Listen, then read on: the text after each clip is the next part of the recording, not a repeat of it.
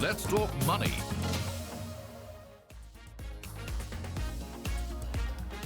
Hello and welcome to another new edition of Let's Talk Money. I'm your host, Surabhi Upadhyay. Now, over the last couple of months, the stock market narrative has shifted in favor of consumption stocks. It all started with the income tax cut, which came earlier in the year, and that cut promises to leave more money in the hands of people. Then came the RBI's rate cuts, and now we have the GST bonanza to add to the cheer. The question that we need to ask as investors is that a recent run-up that is, in consumer-related stocks, is this just a passing quote-unquote fad, or is it a durable trend in the making that can help us build more wealth and better wealth? So today on the show, we're going to do a deep dive on a lot of the consumer funds or consumption-related funds that are out there in the market and see if they're indeed worth your while. Should you think of adding them to your portfolio at all? Our guest on the show today is Mohit Gang of Moneyfront. Mohit, thank you so much for joining in. So we put Mohit to the task straight away because all these consumer stocks are flying high. And Mohit, it's interesting, right? After many, many months of talking about capex and industrial and defense stocks, now last 3-4 months, and GST is the latest. Absolutely. So much consumer talk. What have you made of it? Absolutely. So Surabhi, I think it's homecoming for India. After a long while, in a country like India, where demographics is the main key component globally spoken about, we are talking about consumption. This story should have long come to our homeland, but better late than never, right? So I think, honestly, consumption as a theme has started picking up some momentum since the start of this year. And it all started with the great budget, which came in this year's start, where you had a direct tax cut, and which was a dramatic direct tax cut, right? So people up to 12 lakhs of income, perhaps going up to 12.75 lakhs of income, could now take everything tax-free at home. Coupled with that, you had the greatest indirect tax reform, right? So direct tax coupled with indirect tax in form of GST reductions, and the slabs across the board have got reduced on consumer items, life care products, consumer discretionary products, and so on and so forth. And this also is a massive rate cut from that perspective.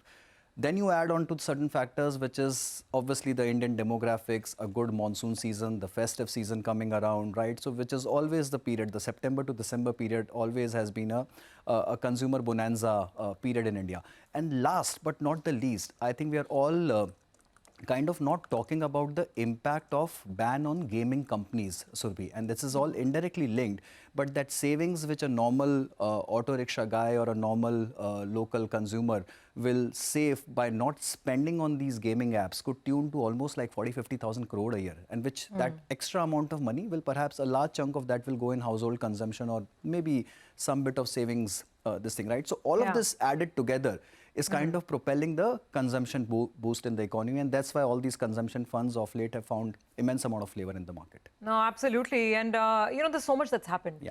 The GST cuts that we're talking about, they're on daily, essential items. They're on automotive, autos, basically, both cars and on motorcycles. They are on so many different things. In fact, we just put up some data from CRISIL. So we looked at some reports, lots of reports on what this could mean for individual sectors and companies. CRISIL is saying that overall India Inc.'s revenue is going to grow 6 to 7% this year, which is 25 to 50 basis points, almost half a percentage point higher than what CRISIL was earlier envisaging. So that could be the degree of, the added growth boost that we'll get.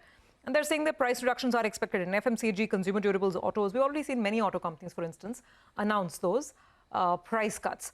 So the question here is also, Mohit, that consumption is a very large basket. Yeah.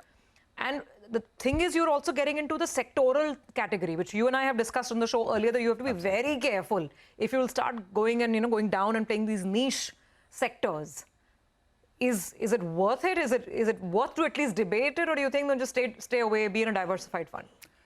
Look, I think it will all vary, Surabhi, as we've always spoken of, from profile to profile, right? Yeah. So if you're an individual investor who is willing to take that extra call in terms of placing a thematic bet or taking a sectoral call, you are in the highest risk bracket, you perhaps have no liabilities, and you can tolerate higher volatility in your portfolio with a longer time frame, right? Then I think there is all merit in kind of considering this theme as part of your overall tactical portfolio. I'll still stay away from this theme in my strategic portfolio, which is my long-term retirement portfolio. But from a tactical perspective, if I have to play 10-15% of my allocation tactically in any theme, then I think this perhaps, yes, is the right time to play this theme.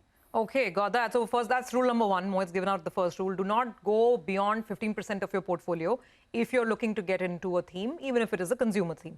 Now let's look at some of the fund names. And there are actually plenty out there. So many funds. Let's get the graphics up on our screen. So I'm just listing off. Axis Consumption Fund. And these are some of the funds with a larger AUM, bigger size fund. They're not very small funds. This is on the active management style. So there's Axis Consumer Fund. Bajaj Finserv has a fund, Baroda BNP Paribas, there's HSBC, they have their own fund, Edelweiss, you can see the names on your screen, and these are all actively managed. So basically there is a physical fund manager present deciding what to buy and what to sell. But there are also passive funds, right, on the consumer side. So let's start right there. That's the first point of distinction. If I have to do consumption, then should I be in an active fund or a passive fund? It's a very, very difficult debate. Look, I think out here, for a change, I would go more towards the active guys. Look, when you're taking a sector or a theme, the passive index by default is an index of around 10 to 15 odd stocks, not beyond that, right? So typically any index on a sector side, if you pick, it will be 10 to 15 odd stocks, and that's about it. And it will always be inclined more towards the heavyweight names out there or the larger names out there.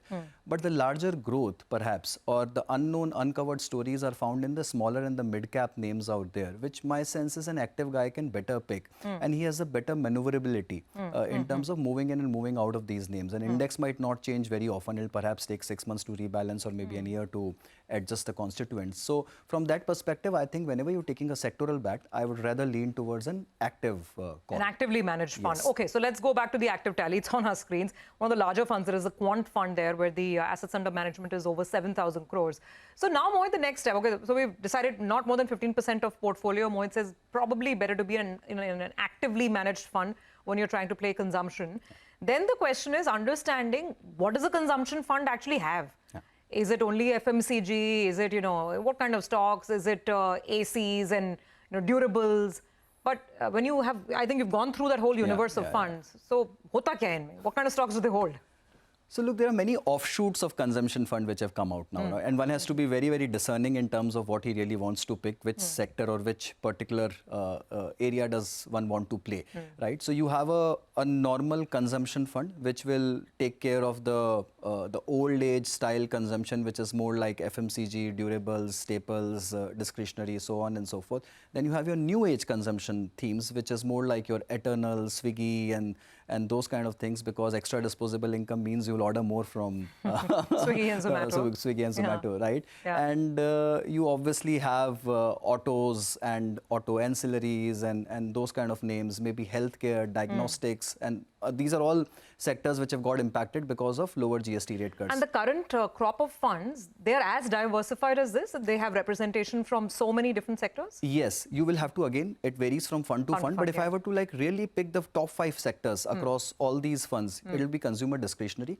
consumer staples, it'll be telecom, it'll be healthcare, these are, and maybe automotive. To some extent. So these are the top 5 sectors, and then from fund to fund it will vary from which you will sometimes find energy, you will find some renewables, you will find some component makers and other things, right? So all those things will be a part of active funds, but these 5 uniformly across all the funds you will find. So then we come to the next question, and that is how to pick the right active fund. What is the right active fund? And here, Mohit, you have to strike a balance. An investor will not want an over-diversified fund, which has the ICICI Bank, HDFC Bank, and Reliance, because then there's no point. You might as well have a nifty fund, right? Absolutely. At the same time, you don't want to be overly concentrated because you don't want to make it too risky. Right. So you give us some names, give us some choices, and why you like the funds.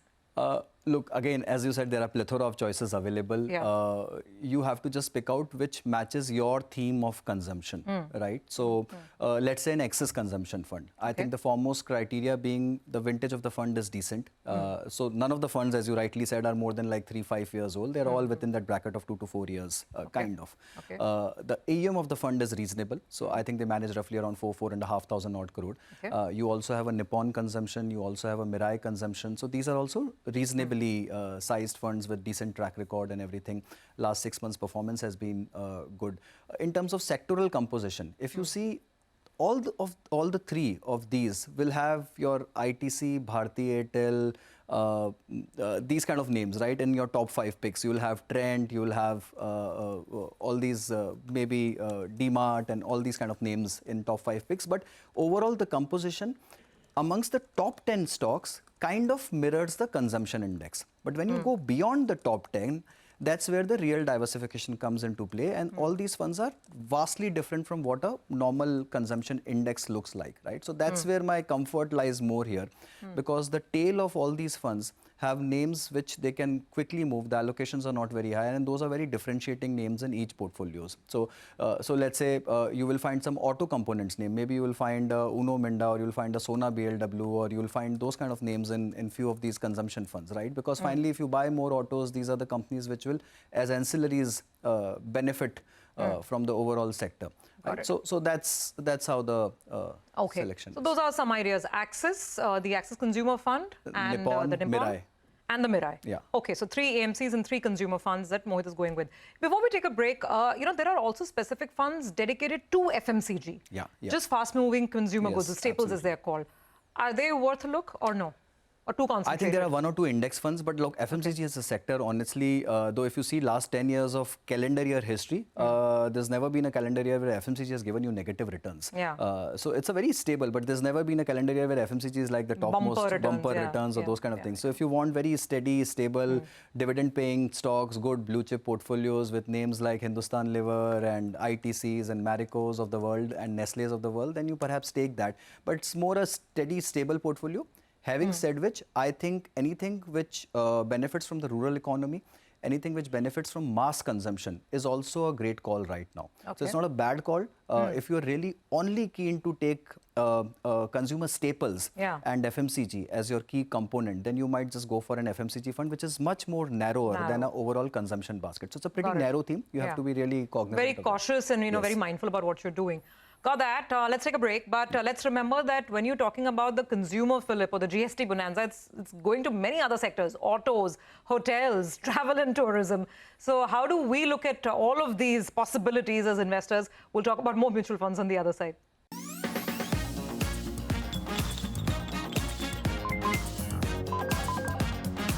Let's talk money.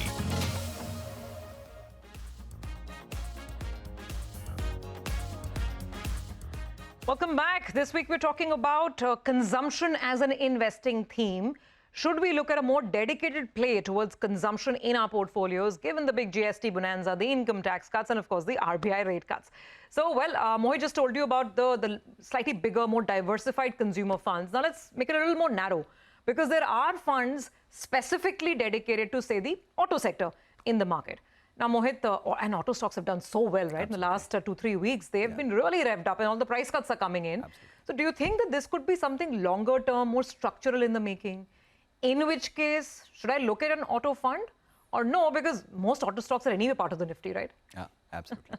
So look, I think the auto story in India is a very structural story. Look, honestly, I think it's an aspirational story in a country like ours. So everyone wants to own a 4-wheeler. So I think that story is pretty aspirational in nature. And by the nature of this, it's a pretty long-term story. But tactically, if you were to pay, because you are in a lower interest rate regime, coupled with your GST reductions on bikes lesser than 350cc and cars lesser than 1200cc, I think it just propels that aspirational aspect a little more and gives that immediate fillip to do a purchase in this segment, right?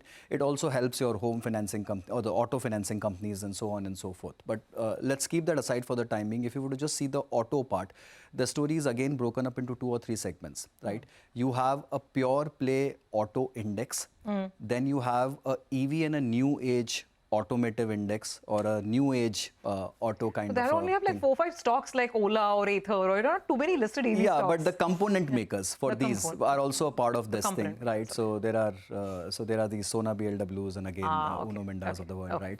So they also become a part of this thing. And then you have a larger auto fund or an automotive opportunities fund, as you might just want to call it, which is any opportunity which is linked to this entire segment, right? So these are the 3 broad classifications out here. Again, it's a very simple filtration. Would you want to go with an index? The index is an index of 15 odd names. All the large names are there, starting from your Maruti to your Tata Motors to your Mahindra and Mahindra, which any which ways is a part of the larger consumption basket also. If you see Maruti and Mahindra, they are pretty much there in every flexi cap fund, in every large cap fund, in every consumption fund, and in every auto fund, right? And then you go down the chain and you figure out those other names also. Yeah. But if you go to the automotive component, then you have maybe a player like an usme bhi actually the index has all these names. Okay. And then the last 5 odd names you will have that Ola Mobility or maybe an Ether Energy or some of these component makers. So there isn't big difference between the new age EV index and the auto index per se when you go to the top 10 names. But when you go beyond that, then there is a difference in the composition. So I'll rather prefer a composite basket or a larger basket of an auto index. Okay. Now, between the active and or the passive, out here the passive choices are larger. There are multiple passive choices. Active mein there are pretty, I think SBI Automotive Opportunities to my mind is the only possible opportunity which is available, which is large enough. There is an HDFC Transport and Logistics Funds, but it's not so much fitting into the theme. It's a slightly more tangential theme. So I'll rather go with an SBI Automotive Opportunities Fund out here. The names are pretty different, barring the top 5 or 6, which always will remain uniform across any of the funds which you pick up. So bulk of your money will any which ways go to your Maruti and Mahindra and those kind of names. But the bottom half of your portfolio is then your Sona BLW Precision or Uno Minda or all those kind of KEI components and all those kind of names which are more component suppliers or ancillaries to the auto names, right? So again, it's a high risk call. I would rather prefer to play a larger consumption call, Surbhi. So you won't go for a sectoral, very sort of narrow approach in terms of going in for an auto fund? It's a pretty narrow approach, right? And it's a pretty fast moving approach also. So you have to just time in your entry and exit pretty quickly in this one. The larger consumption basket, my sense is you will keep seeing incremental reforms in the country which will trigger or propel some form of consumption in the rural economy, in the larger economy, right? So you will keep having those triggers on and off. But auto becomes a very niche play. Becomes too narrow. Got it. I guess then you will definitely not look at very niche tourism funds, or I don't know if you have a hospitality fund or not. But okay. So just at least give us the names and tell us yes, no, maybe. So you have 2 tourism index funds, a Kotak and a Tata tourism index funds. The AUMs are pretty small. Tata still has around 325 odd crores. Kotak one is pretty small. So if you really want to play only tourism, which is your hotels, the primary names are all hotels, and then you will have some ancillary or service providers out there. But again, I think these are all part of the consumption basket also. So ITC remains a larger part of the consumption basket. Even ITC hotels is getting covered in few of the funds. And there are other hotel names or tourism names which gets covered in the larger consumption basket. So again, as I said, it becomes very, very niche play. These are not cheap stocks by any means. The valuations are pretty high, and given the way our earnings are going, I would still stay away from this complete basket. There might be few names which you can bottom pick, but I'll rather play that through the consumption fund. Okay, so let's sum it all up now. There is overall consumption, there is auto, there is FMCG, there is airlines, there is hotels, there is healthcare. So if I were to ask you, Mohit, give me 3-4 fund names, specific ideas by which I can build a very dedicated consumer side to my portfolio, what will those funds be? Surbhi, I think given the kind of universe we are playing with, my first choice out here will be an excess consumption fund. Because it covers all. It covers the new age consumption through your Eternals and Swiggies of the world. It covers the FMCG world through your HULs and Maricos and Nestles of the world. It covers your supportive industries like your airlines and Trends and DMarts of the world and few other names. Some form of discretionaries and so it's pretty wide, pretty wide theme, lot. covers the whole lot. Okay. If you want supplementary names out there, then it is Mirai and Nippon. So these 3 in the overall basket. If someone is really and they're actively managed funds. These are all actively managed Got it. funds. Okay. If someone is really willing to take a larger punt, right, and a more aggressive punt, then there is a Motilal Oswal mid and small consumption index fund.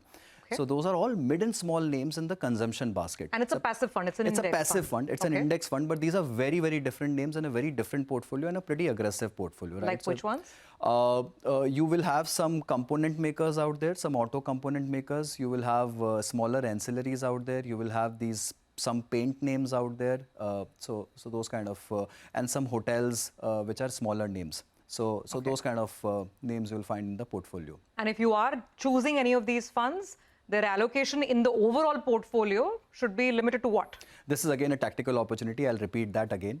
It's not for everyone. It's only for the discerning investors. Otherwise, I think a flexi cap or a large and mid cap pretty much suffices for every investor and every risk profile, and will cover all these themes. The fund managers are already covering all these themes. But yes, if you really are looking for that additional jump in your portfolio or a kicker through a tactical allocation, then yes, by all means, consumption is a theme to look out for. Okay, all right. Very helpful, and lots of food for thought as well. Food, clothing, travel, all of that on whether the slightly more aggressive investor wants to give it a higher weightage in your overall portfolio. Now, speaking of consumption and the fact that the festive season is around the corner, let's recap the hygiene factors as well for all our viewers out there, because we're all probably raring to go out there, shop, probably have started doing that. So how to gear up for the shopping season and the festive season in a sustainable manner without breaking the bank and breaking our investments? Look, I think I'll again go back to personal finance 101 out here. So you and I have done that multiple times over. So if you are getting an additional disposable income by virtue of direct tax cuts and by virtue of your GST cuts, so both combined impact could be pretty significant. I would still say that savings which you are doing additionally, 50% of that should immediately go into investments, which is your regular SIPs and your regular investment allocations. It could be anything. It could be small savings for all that matters. 30% of that goes into your consumption, which is your improved consumption, which is a better version of your shampoo or a better version of your toothpaste or something which is your increased consumption, or more health food or more protein rich food or something like that. And then 20% of that goes into a discretionary allocation, which is buying that extra gadget for yourself or investing an extra amount of money for a better brand of refrigerator or an LCD or a plasma, or whatever you prefer, right? Or an air conditioner. So, what are you buying this festive season? The new iPhone, what is 70? I keep getting the numbers for also. entrepreneurs, there is no direct tax cut. Okay, all right. Mohit, thank you very much. Very helpful conversation as always. Gives us a framework to think about consumption and consumption funds which are out there in the country. Well, with that, we come to the end of this edition of Let's Talk Money. Remember, keep sending us your feedback, comments, queries, and we'll see you with another theme. Same time, same place next week.